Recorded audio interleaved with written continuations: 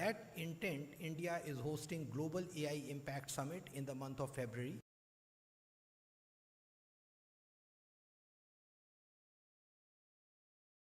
From 15th February to 20th February 26. This summit is based on the theme that echoes the ethos of our civilization, Sarvjan Hitay, Sarvjan Sukhay, which means welfare for all, happiness for all. As a build-up to that global summit, we are conducting regional summits at important locations like Bhubaneswar. And the choice of Bhubaneswar as one of the locations for regional summit is that Odisha is emerging as an important and proactive state in India's AI landscape. The state recently articulated AI policy development. Odisha focus on leveraging AI for governance, public service delivery, and inclusive growth, along with its support for startup, research institutes, and skilling initiative, positions it to become a regional hub of AI-led innovation. The India AI mission looks forward to continued and strengthened collaboration with Government of Odisha, whether through enabling access to shared compute infrastructure, supporting state-led AI use cases, facilitating access to national database and models, or jointly advancing skilling and capacity building program. This conference is therefore an important platform not only to showcase innovations and policy thinking, but also to foster collaboration across government, industry, academic institutes, and civil society. I am confident that discussions in next 2 days will help identify practical pathways of deploying AI responsibly, building local capacity, and ensuring that benefits of AI reach citizens across Odisha and beyond. I once again congratulate and thank Odisha government and people for conducting this regional summit, and I wish this summit the very best. Thank you. Jai Jagannath. Thank you, Shri Srivastav. Ladies and gentlemen, we have amidst us Mr. Ahmed Hafnavi, an AI engineer, researcher, and data scientist from Egypt, who has been bridging advanced AI with real-world impact across industries. Some of us had heard him yesterday as well, where he reaffirmed Egypt's commitment to support for equitable AI access. It'll be an honor to now request him to address the gathering today as well.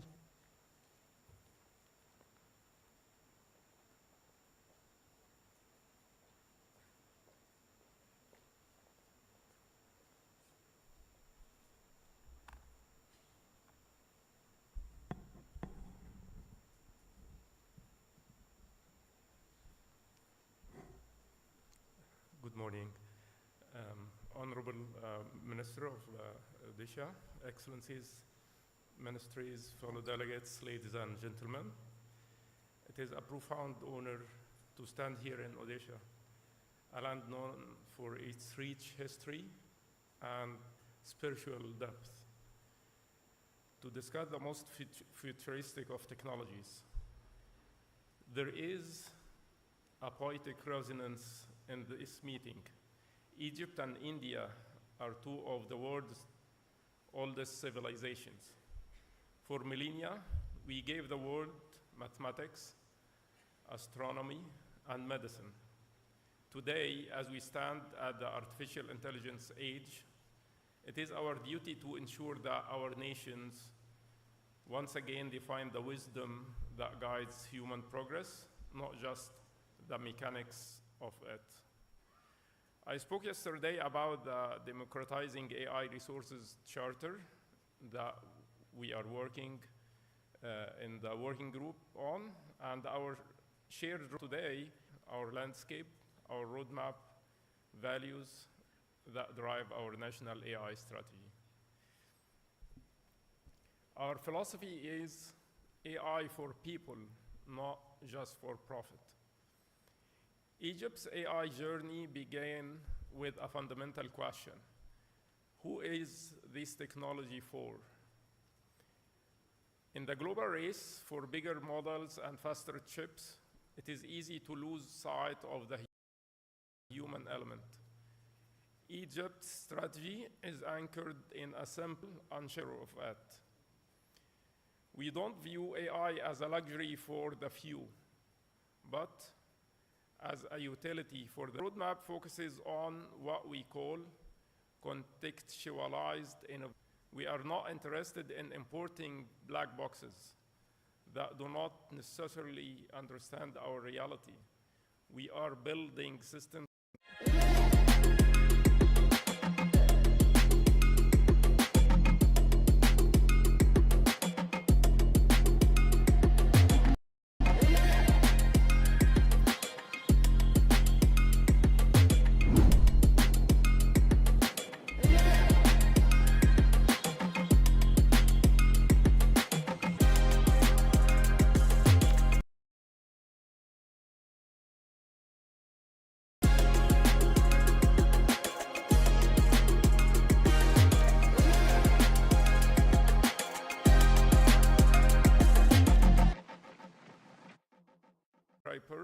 on sand before we can have advanced AI.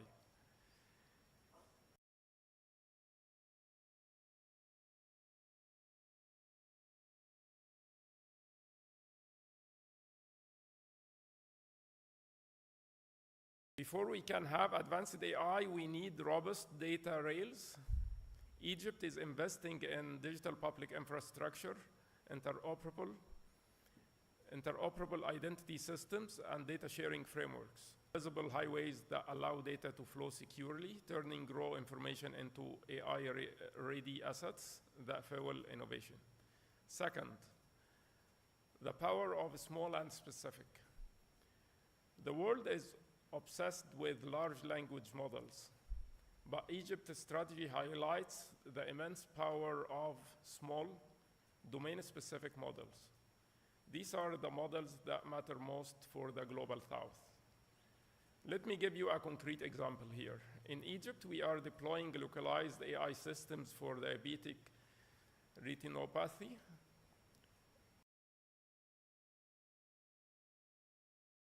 Detection. These systems do not need the computing power of a supercomputer.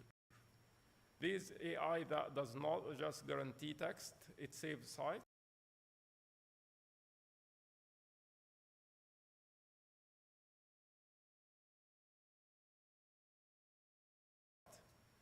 Did the impact we strive for. In our AI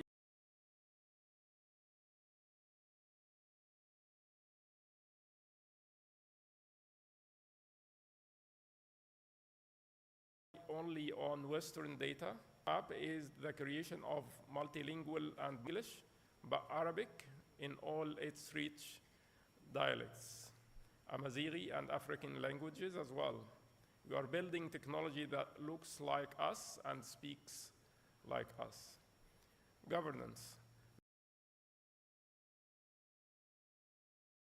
The balance of sovereignty and openness.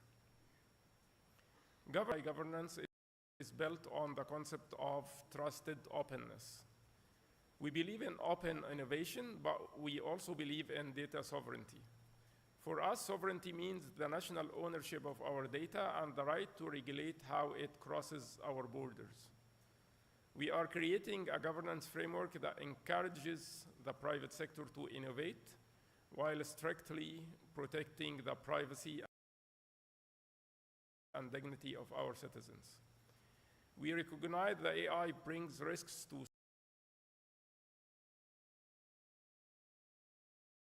safety and human rights, and that is a call for partnership. Looking forward, our roadmap is clear.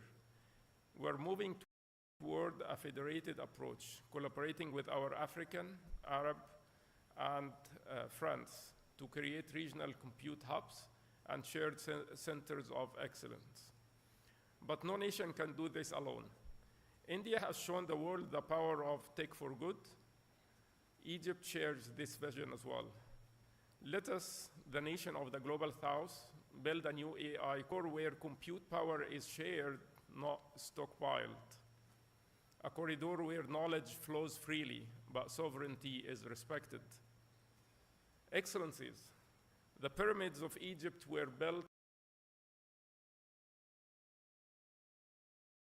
with stone and sweat, designed to last for their foundations are just as strong, built on equity, ethics, and the unwavering belief that technology must elevate the human spirit. Egypt is open for collaboration, partnership. Let us innovate together. Thank you very much.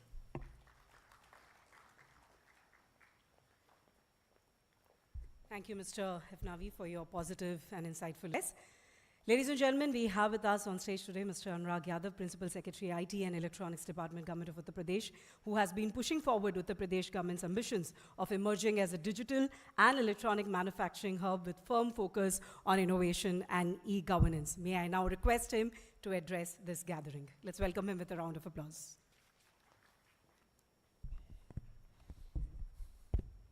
Thank you. Honorable Minister, sir, dignitaries on the dais, and our friends in this hall. I feel a bit emotional while being in this hall because if it would not have been my friends from Odisha, I probably would not have come in this service. I mean, let me share a story with you. I feel really privileged and thankful to give me this dais to share that. So I was studying in JNU and I was blessed with two individuals who were my roommates and the best human beings from Odisha. Both of them are in the service, and both of them have been, I would not use the word mentor, but yes, they to get me through this service. So I feel grateful about being in Bhubaneswar, being in Odisha, and I feel privileged to be amongst you. Coming to the topic today, to the conference, which is probably no longer we have this question that what will be the future. It's just a matter of deciding how the future, which we visualize, which we see how we are going to play our role into it, will we be the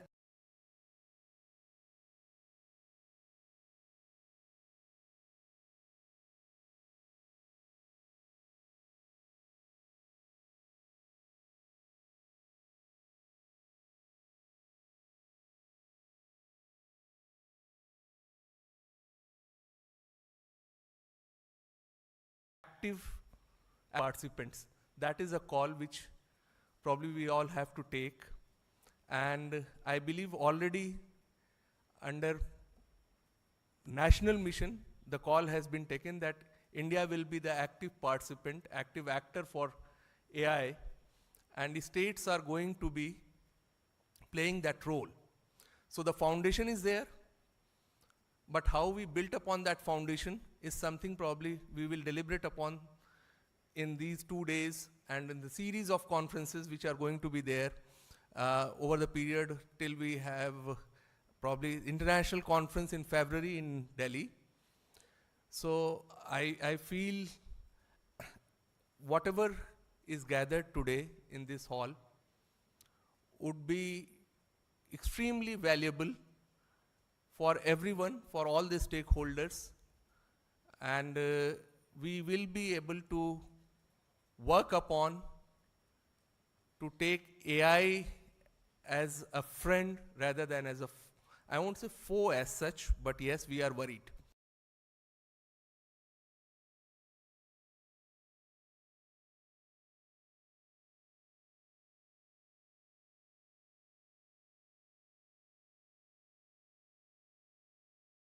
Often we get worried, but with government three-pronged strategy. One, where we are trying to make AI accessible to all. So everybody should be aware, put it in the curriculum for the children, to the employees who are in the government organizations, to the faculties in the university, know and understand and play their role into how AI mission is going to work for the country, for the society. Making it sustainable. Sustainability is very important because whether it is energy sustainability or sustaining it from the point of view of society, it's very important how we use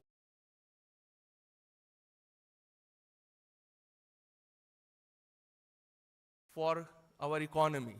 So whether you use it for extending public service in terms of using the image from the farm field to predict the moisture or the need for pesticide, or automate some other processes for healthcare or education, completely transformed the governance model. And whatever we are doing, probably much more is ahead.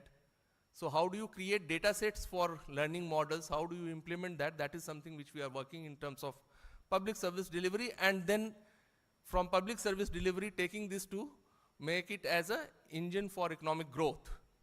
Because AI has that potential where not only a state like UP, which has 25 crore population, but a country which is more than, 140 now probably. So the largest populous country on the world map needs technological transformation, and we have reached to that moment where probably we can use this tool or technology to transform our nation to a next level. What is required probably is, and these kind of conferences I believe are much more required, because there is something which I share in, I get to share in these kind of places. And that's when we discuss all the potentials, I am a bit worried, so I share it with all stakeholders. For the first time in the history, whatever I have read about the history, we are at a conjuncture where things are going to be accessible to everyone. So printing press revolutionized the knowledge, and AI is doing it today. Now, with that, what worries are three things which I would say, and these are borrowed concepts, learned concepts, but I repeat it. One is, so we all are creating probably, or there is a potential of worry, where we all are hyper-connected, deeply alone. So what kind of AI we are going to evolve, where we could not be deeply alone, because as a human, we evolved ourselves in a society, in a state. A state is the foundation of collective entity. So as a government, we have to see that this being deeply alone is something does not happen. That's the worry. So the second part, which I feel government should actively see, is about how humans are today evolved for the, humans with liberalization have been termed as consumer. We have become consumer of data, but whether we will become only data, that is something is a worry now. With AI or technology treating human beings as data. So how far we will remain human, and how far we will be only treated, and we have become a traded commodity. So earlier, I believe slavery was a form where slaves human beings as slaves were traded.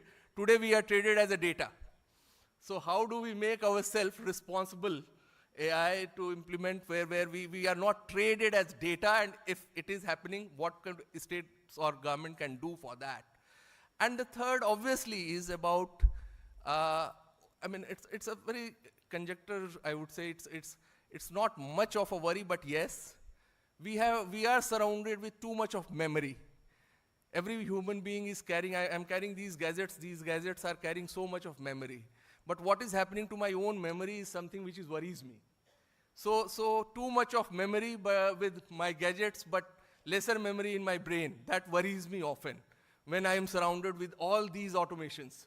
So probably governments again are supposed to, I would request all of you, not everything is always as mandated as in printed articles, but you might like to go through the latest articles in Economist, where it talks about what are the responsibilities for our generation using AI for education. So I leave it with you all with this thought. We have a lot of potential and we have a lot of opportunities. I believe in next 2 days of this conference, we will learn a lot with each other. And I am really thankful once again to the government of Odisha, to Principal Secretary Vishal sir, to giving me this opportunity to share my thoughts. Thank you so much, sir. I am really grateful. Thank you so much, Shri Yadav, for sharing your valuable insights and also your warm connect with Odisha. Ladies and gentlemen, we have with us today Ms. Debjani Ghosh, Chief Architect, Niti Frontier, Tech Hub, Niti Aayog, one of India's foremost voices in technology and innovation policy. She comes with over 28 years of leadership experience across global and Indian technology ecosystem, including senior roles at Intel. As the first woman president of NASSCOM, she also played a defining role in repositioning India from an outsourcing destination to a global innovation powerhouse. A strong advocate of responsible and inclusive innovation, Ms. Ghosh, for her address on the occasion of this regional summit. A big round of applause as we welcome her. Good morning, everyone. Respected Minister, respected Chief Secretary, Ahuja ji, Vishal, all dignitaries on the stage and everyone in the room. Good afternoon. Good morning. So since we're here and we're talking about AI, let me start with a question for the audience. How much do you think, your wildest guess, how much do you think the world at large, governments, corporate, VC funding, would have spent on AI in 2025? By end of 2025, how much do you think we would have spent on AI? Any guesses? How many people think it's like 1 to 5 billion? How many people think it's more? There are only two hands I can see. More, okay. How many think it's in billions? Trillions. Okay, how many think it's in trillions? Okay, we've got a very optimistic lot, but you're right. So, as per Gartner, who's done the maths, if we add in AI, that is in getting all of us to invest, coming together and investing so much of resources which are pretty limited. The answer is transformation. That's the promise of AI. AI stands for mega scale transformation, population scale transformation across every single sector that you know. In fact, a few months, last year actually, quite a few specialists in AI, some of the best name knowns in AI were asked, is there any profession that will not be disrupted by AI? Mind you, this was roughly a year back. And they thought a lot and they couldn't come out with anything. They were asked to think again, they thought again, and then they came out with an answer at that time after a lot of thinking. And that was the only profession they could think of that would not get disrupted by AI was hairstylist. Because you're not going to allow anyone to cut your hair. But, if you're following the news, I think already in Dubai and other places, they have come out with a robot hairstylist. So, तो गई यार. Not one good photo. Yeah, we want to book the same boat again. My dress. It looks like a Halloween costume. Water sport, dinner with a view, and feeding the elephants. Everything exactly the same. और इस photo में तुम्हारा focus किधर? Only elephant cannot. Elephant not available anymore. What do you mean there are no elephants anymore? You feed monkey? Baby, all bookings redone. हम दोबारा जा रहे हैं. इसमें सिर्फ elephants की जगह पे monkeys को feed करना पड़ेगा. और उससे क्या फर्क पड़ता है? कहीं आपको भी दोबारा ट्रिप ना बुक करनी पड़ जाए, तो ट्रिप्स में कैमरा जरूर ले जाएं। आखिर जब बात मेमोरीज को कैप्चर करने की हो, तो फर्क पड़ता है। these tools are basically what? They perceive your inputs, text, image, video, and then they are able to predict what's next based on the vast knowledge that they have been trained on. So it's a very simple still perceive and predict stage. Now comes, interestingly, I think we are in the early stages where you add to that the ability to act autonomously. And that's the rise of what you call AI agents. Is anyone in this room using AI agents? Okay. I'm great to see so many hands up. I mean, I use Comet, which is available. And one of the things, because I don't have a lot of time to think about what to cook or what should be cooked at home, one of the things I love doing on Comet is saying, I want to make, today I want to have this for dinner, say, whatever, paneer something for dinner. It will on its own figure out the ingredients. It will go place the order on Amazon grocery, which is what I use. And then the only thing it can pay, if I give it my credit card details, it will also make the payment. But the only thing I have kept as a safety is, before it pays, it comes and asks me, so I can put in my PIN, and I'm not going to give my PIN to it, but you can program it that way, right? So AI agents are end-to-end. They will automate processes fully, without human intervention, or you can build in human intervention as needed for security. And right now, it's still early stages where they can handle these simple processes. But in this case, I'm not telling it, go buy paneer, go buy palak, go buy this. I'm just saying I need to make palak paneer. It will go figure out what are the ingredients needed, and then it will buy, right? So this is the beauty, and there's so many different uses today already, especially in healthcare and financial services, and I think that's still early. In my guess is 1 to 2 years, we will see AI agents becoming mainstream, and automation, end-to-end automation becoming mainstream. And that, added to that, is the third stage, where your systems or your machines, and yes, I'm old school AI, so for me AI is still machine learning and deep learning, so I still call it a machine. When your machine starts knowing how to reason, while we say there are foundation models that can reason today, but the consistent stability is still lacking. And reason means what? Dealing with unstructured problems, evaluating trade-offs, which AI cannot do today. And then the last phase is where AI becomes Isaac Newton or Einstein. For example, if you take your favorite AI model and you feed in lots of data on apples falling, do you think, without training, do you think it will come out suddenly on its own with the law of gravity? It won't. It will calculate speed, it will tell you average speed, it will tell you what happens to the apple when it falls, it will tell you all of that. But without being trained today, it will not connect that to say there must be a law, there must be gravity which is making the apples fall. That's the difference today, and we should really, really think about it hard. That is what separates us from AI today. So when you talk about human intelligence versus artificial intelligence, it's not just how much we know. AI knows more than us, definite. It's been trained on things that we will never learn in our lives. But ability to take that knowledge and think across domains, think of possibilities, think of what is possible, unknown, dealing with the unknown, is what we humans can do.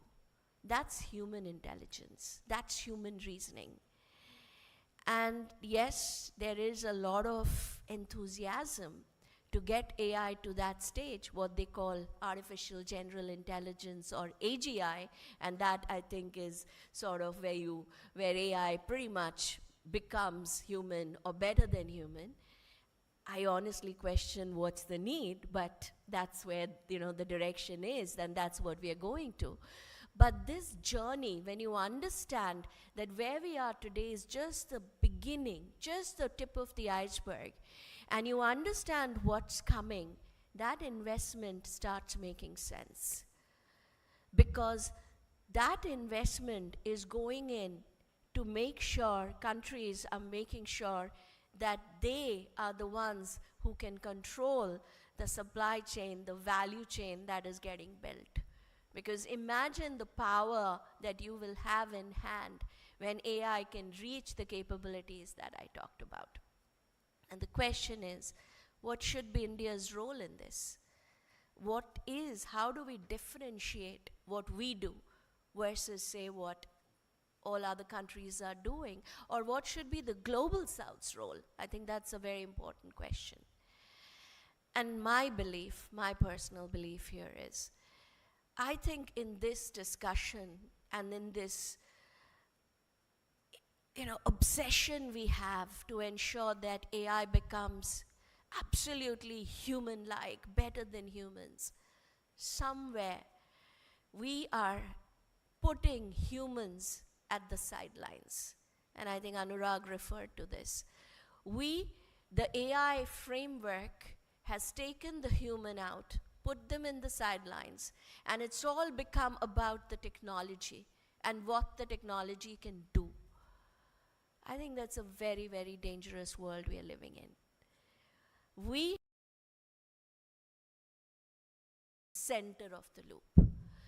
That's what human centricity means. It's not just building AI to help humans.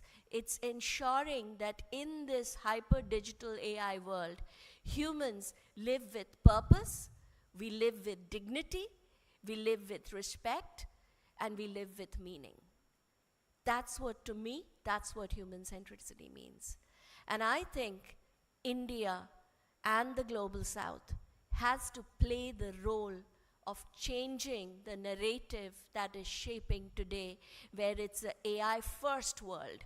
I hate that statement. I think we have to move it to a human first world that's augmented by AI. And of course, states in India have to lead from the front.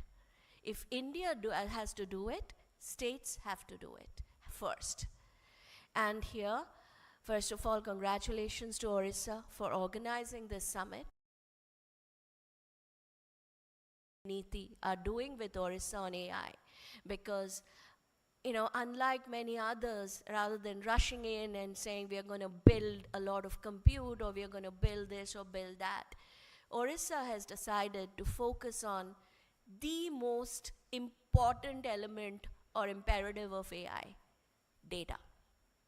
Because in AI, your AI is as good as your data. If your data quality is good, it's trusted, your AI results will be fantastic. If your data is bad, your AI results will be bad. And very few people are thinking about that. So my congratulations and my tremendous gratitude to both Vishalji and Ahujaji for understanding this right from the beginning and saying that we will start with focus on data. And as Neeti Frontier Tech Hub, we're very, very privileged to work with them. And we'll be starting this work very soon to roll out a process to see how data quality, first step is how do we ensure data quality is top notch? How do we build the data flow work process starting at the district level and create that framework? And if we are successful, I think that can be a huge contributions towards strengthening India's overall AI play. So with that, thank you once again, and thank you for having me. Thank you, Ms. Ghosh, for your very interesting, insightful, and informative address. Ladies and gentlemen, we are very privileged to have with us Shri Manoj Ahuja, Chief Secretary, Government of Odisha. As the head of Odisha's administration, he has always advocated for integration of AI in governance and service delivery, and with a clear focus on efficiency, transparency, and citizen convenience, he has emphasized on the use of AI to simplify citizen-government interaction. I'll request him to address this gathering. Good morning, everyone. The chief guest of today's function for the Regional AI Impact Summit 2025, the Honorable Minister, Electronics and IT Government of Odisha, distinguished dignitaries on the dais, distinguished members for this workshop, and guests. A very warm welcome to all of you for this Regional AI Impact Summit 2025. From the government side, I think we want to reassure you that the government is fully committed in terms of bringing about improvement in government systems, in terms of empowering people by making use of AI. And the top leadership, the Honorable Chief Minister and the Honorable Minister, are very aggressive on this. The Honorable Chief Minister could not join us today because he is not in Bhubaneswar, but we do have a message, a recorded message from him, which we would play, where he would expound the state's vision on AI. I would, since the speakers before me have, spoken about different aspects and covered all the issues which are there, I would just like to kind of sketch a few thoughts for you, which may be important as we move ahead when you're talking about AI and making our strategies and working on it. First of all of us are aware, everybody's been talking about, all these epochal moments in history. We had this printing press and a book revolution, everybody could access, then because of that there was a scientific revolution. The second was where machines replaced physical labor. Third was when you started using energy like power which was available, and we call this the fourth industrial revolution with IT and all, and AI is like you can draw it from there. Why this is important is because all these, they fundamentally alter humanity.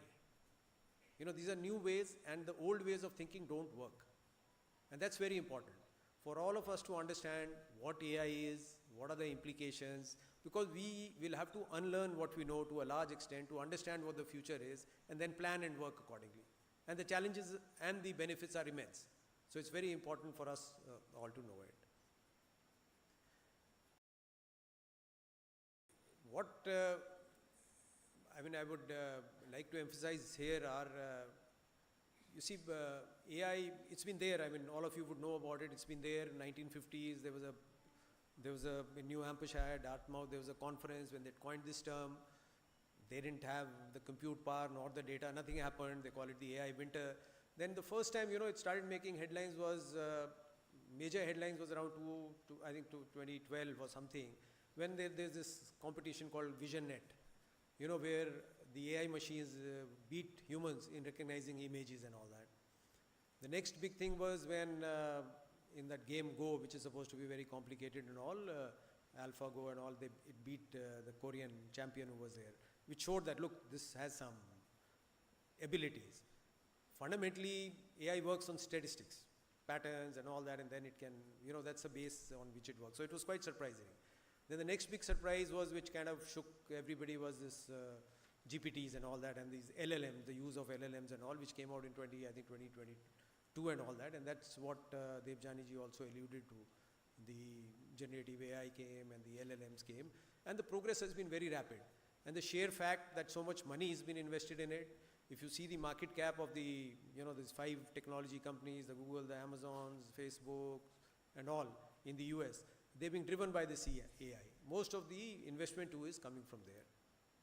What does it mean for a country, for a state, for all of us?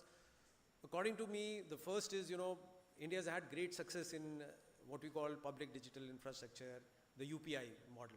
I think the same strategy is being adopted by India, and the states should work together, accelerate it, which is, having that, it was mentioned that compute power, getting data sets right, so the data which is available for your own generative models, for your LLMs, working out on solutions using agent AI, which is already there on the table. It's more about application. I think the fact remains, the US uses a model which is driven by corporates, big investment. China used a different model where the government, research institutions, industry, everybody work together. And India too, we have that template of a digital public infrastructure. And if we put together network, I'm sure we have the manpower and the talent to get the results we want. In fact, the first report, if I remember right, came out in Niti Aayog when they came out on a report on an action plan on AI in 2018. 7 years have passed, and we got things on the ground, but there is a need for acceleration, which I think all these states and the nation together, the union together, we'll have to work on it. So that's second thing is, as a technology, it has huge implications in terms of empowering people who may not have the resources as on today to access knowledge, information, and others. And that's where, for government, it has big implications. One, we can reinvent government. The way we do things can just change using AI, make it more accessible to people, make it easy for people to interface with government. And third, just empower everybody. He doesn't have to depend upon institutional way of gaining knowledge, institutional way of accessing things and all. It can be made available. He can get empowered. So I think that part is very, very strong, where you can democratize, within quotes, what we call intelligence or knowledge or something. And that can have immense significance. I remember when the mobile phone came, they used to be bulky. We used to think it's only for the elites. But then the prices crashed.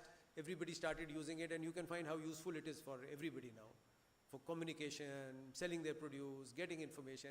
And similarly, AI would have that advantage. Now, what we need to do first is, you see, the flip sides also and the con sides and how governments can work on it. Let's say jobs. We have a lot of youngsters who are depending on those jobs, call centers, basic accounting, basic coding and all, which AI is started to take a toll, and within 5 years I think it will. What do we do as a strategy? I think our strategy has to be where we use AI for augmenting human capabilities and jobs, which will be very necessary. Reskilling them or taking AI in a direction where it can augment or it will need humans to do this. One simple example is when you use it for radiography and all, you need a lot of people to actually understand it and things like that. The second bigger implication for us, which I think Devjani was mentioning in the morning, you see, any country which has grown faster, either it depended on services, India has depended on a lot of these jobs in the IT sector, or manufacturing. And one of the reasons why these countries did well in manufacturing was their advantage in low-priced labor which was available in logistics. Now, if you make everything automated, there's no reason why factories would come to India or other places like Vietnam and others where labor is cheap and they have a comparative advantage. It'll go to Western countries where you can just put AI robots and all the manufacturing is done, which is already happening. So I think we have to think deeply about these issues. The issue of jobs. Where are you? On the job. Just reached office. In office. I got my offer letter too. Joining in 10 days. Oh wow! Then you should join Pradhan Mantri Viksit Bharat Rozgar Yojana. प्रधानमंत्री विकसित भारत रोजगार योजना करीब करीब 3.5 करोड़ नौजवानों को रोजगार के नए अवसर बनाएगी. Under this scheme of Government of India, first-time employees will receive an incentive of rupees 15,000 along with their salary in 2 installments. That means jobs, secure future and savings. Everything together. For more information about the scheme, visit pmvbry.labor.gov.in. What do we do about it? Another one where a lot of people, Europe has come out with a regulation on AI, and I think OpenAI and a lot of them talk about responsible AI. The fact, it's being pushed by a lot of investment and we don't know what we are creating. Can it have implications for humanity as a whole? Can it go rogue? You build a code and then you give it the ability to itself, develop something. Not even that Newton stage, but something it can go. So can it go rogue? You give it a command, it doesn't listen and do something else? We don't know.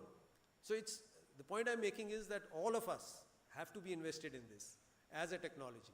I think Honorable Minister was also suggesting that we should, every citizen, we've already taken out a circular where all the officers should train themselves in AI, and we're using it as office productivity tools. But every citizen should have familiarity, have an understanding, how it can empower him. I mean, that's also very important. And these issues we need to work on. And mostly, like Vishal pointed out, we are having 4 workshops concurrently in Bhubaneswar on AI. We have to move from workshop to action. And that's where I think we have to do it jointly.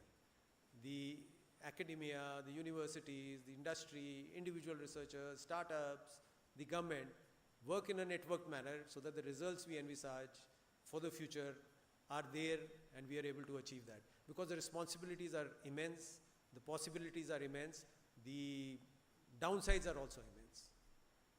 And therefore, a huge onus on us who are there in policy making, who are working on it, to see that the future is bright for everybody. So I would welcome all of you. I think it's a very, very important topic. I do hope this workshop would come up with ideas, go deep into these issues, and I'm sure it will be very helpful when we have the AI summit in Delhi next year. Thank you very much. Thank you, Shivaja, for your valuable insights. Ladies and gentlemen, an impactful outcome of a summit like this is the partnership it forges and the collaboration it sets in motion. Odisha is happy to have made the most of this platform to translate dialogue into action through new alliances that will strengthen our AI ecosystem and accelerate real-world implementation. On that note, may I now invite Principal Secretary of the Electronics and IT Department, Government of Odisha, Shivashal Kumar Dev, to shed light on these alliances and the partnerships.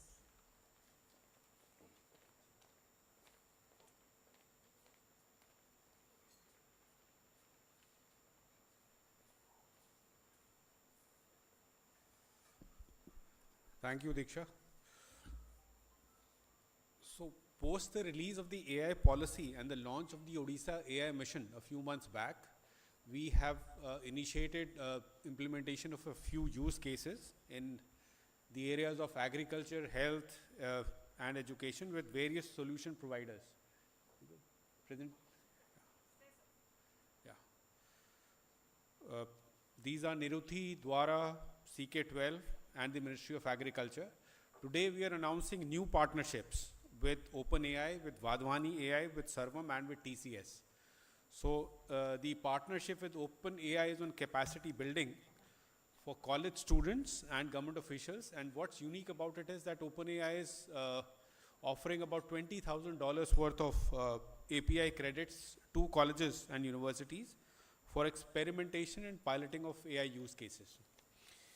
The partnership with Vadhwani AI is on real-time AI-powered oral reading fluency measurement in Odia and English. So in schools, when you teach Odia and English, you know how fluent a child is. It's very important. We originally started off with Odia, but then we thought that English is equally important, if not more. So this is a partnership on that. We have two partnerships getting launched today with Sarvam.ai. One is on on monitoring and encouraging Subhadra beneficiaries to improve productive utilization of benefits. So Subhadra is a scheme which was launched when the new government came in power last year. It offers 50,000 rupees as financial support for starting enterprises and various other productive assets and organizations to women between 21 and 60 years of age. So this is a scheme which has become very successful. And the idea is, how do we monitor that the funds that are provided, 50,000, are utilized productively and effectively? So this will basically nudge the beneficiaries to move in that direction. The next partnership with Sarvam is on, again, personalized calls to Rice Fallow Management Program beneficiaries to resolve issues in scheme delivery. Rice Fallow Management happens to be a very important program of the Agriculture and Farmers Empowerment Department here. And this will again be using AI. Finally, we have a system called the Odisha Secretariat Workflow Automation System. This was started way back in 2008. We were amongst the first states to take up e-file management. And we are now embedding AI in OSWAS, the Secretariat Workflow Automation System, in the government of Odisha, along with TCS. TCS is a partner. I would request all the 4 partners to please come up here. And is that a part of this, or are we doing it later? Yeah, I'm just, yes, sir. We'll call them for fine. the group photograph. Thank you. Thanks.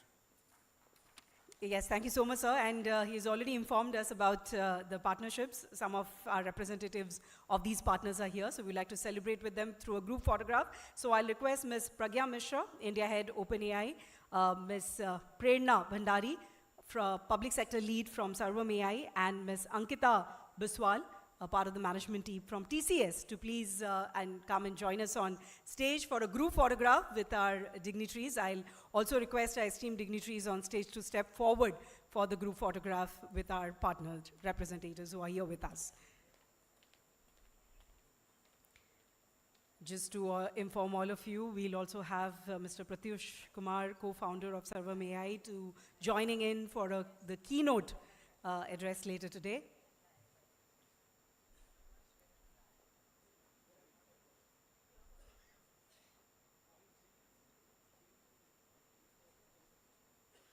Yes, I'll request our esteemed dignitaries if they could please step forward for a group photograph with our new partners.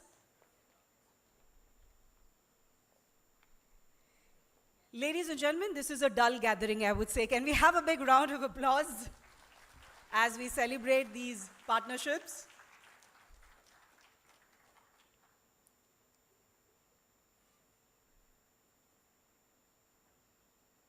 So we still need your support for the applauses. AI we can't really rely on.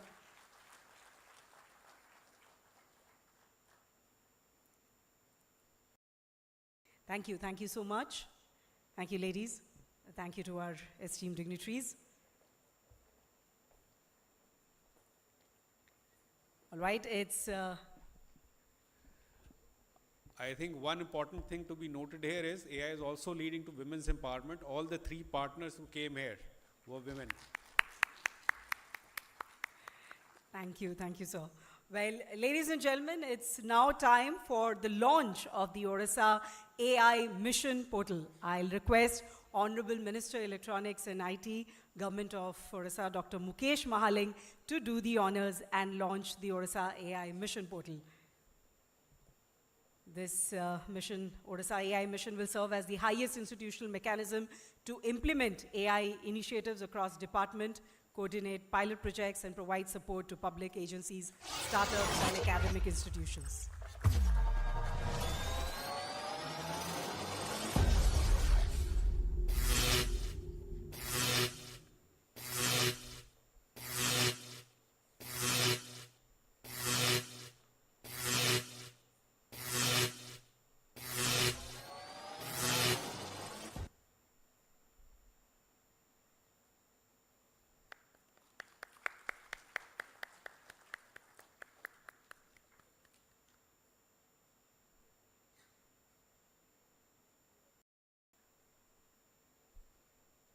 Well, thank you. That marks the launch of the mission.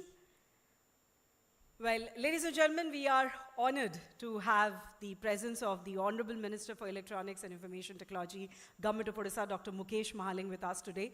Under his leadership, Odisha has emerged as one of India's earliest and most decisive movers in artificial intelligence, becoming one of the first states to notify a comprehensive AI policy and earmarking dedicated budgetary support for the Odisha AI mission. He firmly believes that AI must be applied where it matters most, in improving lives on the ground, from AI-driven initiatives in agriculture, such as coffee plantation monitoring in Koraput, or AI-led health projects focused on tracking child malnutrition, maternal mortality, and child health outcomes. His vision places people at the center of technology adoption. May I now request him to address this gathering. Let's welcome him with a warm round of applause.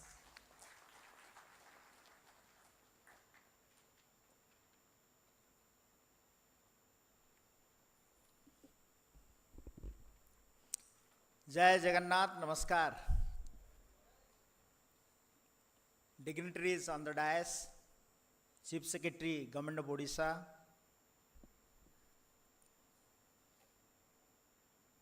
gentlemen from Government of Egypt,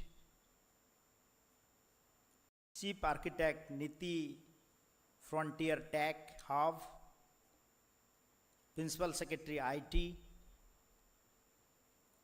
IT Secretary, Government of UP, and other dignitaries on the dais, invited guests, press, media, and the special guest, invited students, young students. All of you, warm welcome to Regional AI Impact Summit 2025. It's a proud moment for us that Government of India trust upon Government of Odisha to organize the Regional AI Summit 2025 among one of the 8 states all over the India. As you know, that under the able leadership of Honorable Prime Minister of India, Narendra Modi ji, Government of India scheduled to organize India AI Summit in the mid-February 2026, and this is a part, and all over the India, Ministry of Electronics and Technology, in support of the respective state government, organizing 7 regional AI Impact Summit in 7 different subjects. And our Honorable Chief Minister of Odisha, Mohan Charan Majhi ji, shortly he will join with us through virtual mode from Hyderabad, as he is busy somewhere for a road show on FDI investment to the state of Odisha. Our main motto of the state regional AI Impact Summit is that AI for all. AI should be used in the government office as well as in the other sector of the society. And as you few minutes ago, you seen in the screen that various welfare scheme of the government of Odisha enabled with the AI so that our e-governance mechanism and we should monitor how the welfare scheme reaches to the last line of the society. We have 2 to 3 flagship program in our state. One is most flagship program, Subhadra Yojana, which is enabled with the AI. Also, we are giving input subsidy to the farmers on the paddy, which is the only country in the entire Pure Bharat Varsh mein that we are giving input subsidy to the farmer on rice, both in Rabi and Kharif. Also, this is enabling through the AI tool. 2 to 3 issues which I want to highlight. Our main focus on the regional AI summit is that under the able leadership of our Honorable Prime Minister Narendra Modi ji, we have 3 sutras and 7 chakras. These 3 sutras are the people, planet and progress, what you may be seen in the screen. People-centric governance and how in a progressive world, the people of the planet can use the AI and how the AI is a powerful tool in the whole society so that we can gather the knowledge through AI. One question came to my mind that AI know more than us. Where? If you put more data in the system, then AI will search and give you a correct data. And for the state of Odisha, we have been categorized for the discussion, for this 3 days discussion on democratizing AI resources, ensuring equitable access to data, computer and modules. How the data, what we put into the system can be used for us, and the data can be used in the last mile way for the government enabling system. Democratizing AI resources can lead to an extreme growth of creativeness and sheer technology ecosystem. Easy accessibility of AI is the true definition of democratizing AI. AI tool should be accessible to everyone, rather restricting it to big organizations, tech grants or major research hub. There are many Indian companies and organizations such as Yellow.ai, Observe.ai, Indo AI and so on are providing AI tools to the mass market, which showed that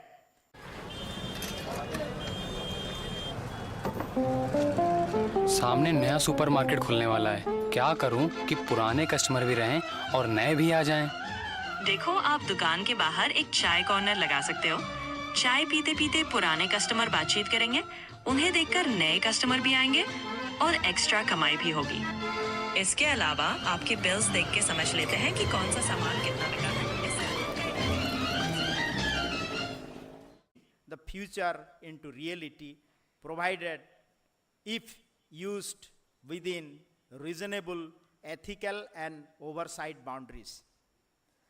That means we have to use the AI carefully, and these, out of these 7 chakras, one chakra is which is democratizing AI resources was for next 2 days we are discussing on that, and our outcome should be in a India AI summit at Delhi. Another 6 subject which is very important of these 7 chakras are the human capital, focusing on skill, workforce and education for the AI age. Today morning, I am discussing with our Chief Secretary, why not we should introduce AI in the school, starting from the school curriculum to the graduate level, to the postgraduate level and research methodology level, so that the AI tool can be used for research as well as we may grown off the AI concept from the school level to the up to the highest education level.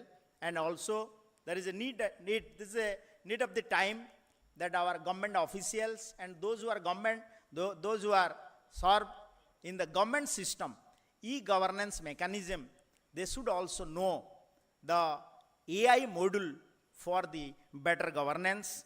And as you know, our government is the first state government all over the country that we have approved the AI policy 2025, Odisha AI policy 2005. Also, my Chief Minister Mohan Charan Majhi has approved the allocated fund for this AI project in the financial year 2025 and 26, and Odisha AI mission, I hope so that it will help to enable the AI technology forward in the state as well as in the country. As the India advances towards the vision 2047, Odisha is preparing for the vision 2036, making 100 years since the formation of the state. Our objective to build a future-ready, innovation-drive economy that balance growth with equity and sustainability. Artificial intelligence will be a key enabler for this transition. Our goal is to contribute significantly to the national dream of a developed India by 2047. And in Odisha, we see AI as a force that will bring a gap between the rural and urban sector, enhancing everything from the precious of our farmer to the efficiency to our healthcare system. And my government is ready to use the AI tool in all 41 departments to provide a technological solution for e-governance. Thank you all. Bande Mataram, Bharat Mata ki Jai. Thank you so much to our Honorable Minister for his inspiring and valuable insights. Ladies and gentlemen, if Odisha today has reinforced its position as a strong and meaningful contributor to India's AI journey, it is driven by the clear vision and leadership of our Honorable Chief Minister, Shri Mohan Charan Majhi, and his commitment to positioning artificial intelligence as a catalyst for good governance, inclusive growth, and economic transformation in the state. While he is unable to join us in person today due to prior engagement outside the state, the Honorable Chief Minister has shared a virtual message on the occasion of the Odisha AI Summit 2025 and the Regional AI Impact Summit 2025. So let's take a look at it. I extend my warm greetings to all of you at the Odisha AI Summit 2025. Today marks a defining moment in our state's technological journey. We are not merely adopting artificial intelligence, we are building the foundation of an AI-powered Odisha. This will strengthen governance, speed of service delivery, and empower citizens. Under the double engine Sarkar, to realize the vision of Samruddh Odisha 2036 and Viksit Bharat 2047, we are taking transformative initiatives that combine industrial growth with social progress. Our inspiration to this journey is the visionary leadership of Yashasvi Pradhan Mantri Sri Narendra Modi ji. His dream of an Atmanirbhar Bharat continues to inspire and transform our industrial and digital landscape. India is undergoing a historic technical transformation under him. Odisha is proud to be an active and ambitious partner in this national movement. Our development priorities converge with the national goals of Atmanirbhar Bharat, Digital India, and Viksit Bharat. Over the past year, we have taken strong steps to build an AI-powered state. We launched the Odisha AI Policy 2025, becoming the first state in the country to do so. We have established a dedicated AI cell and begun introducing AI tools to enhance transparency and improve responsive governance. We have placed IT, ITES, electronics, and emerging technologies at the core of Odisha's economic strategy. We have 500 plus companies, 1,500 plus startups, and strong incubation capacity that support our growing ecosystem. With support from institutions such as IIT Bhubaneswar, NIT Raurkela, IIIT Bhubaneswar, and Niger, Odisha is building a robust talent pipeline that combines technical capability with a deep cultural foundation. In recent months, Odisha has taken concrete steps to emerge as a frontline state in technology, with major semiconductor projects coming off in info value. We have aimed at upskilling our youth in fintech and insurtech with upcoming GCC and fintech policies. Backed by strong infrastructure, quantitative course, and a progressive policy environment, we are advancing responsible AI adoption across sectors. When the technological strength of industry, the knowledge of academia, and the imagination of our youth coming together, we create an Odisha that leads with confidence, compassion, and capability. The new Odisha is committed to ensuring that benefits of AI reach every village and household. We will build an Odisha that stands at the forefront of India's AI future as a model for the nation. Thank you. Bande Utkal Janani. Thank you to our Honorable Chief Minister for his inspiring address. Ladies and gentlemen, we would now like to present tokens of appreciation to all our esteemed dignitaries on dais. I'll request Mr. Vishal Dev, Principal Secretary, Electronics and IT Department, Government of Odisha, to first present a memento and an uttariya to our Honorable Minister, Electronics and IT, Government of Odisha, Dr. Mukesh Mahaling.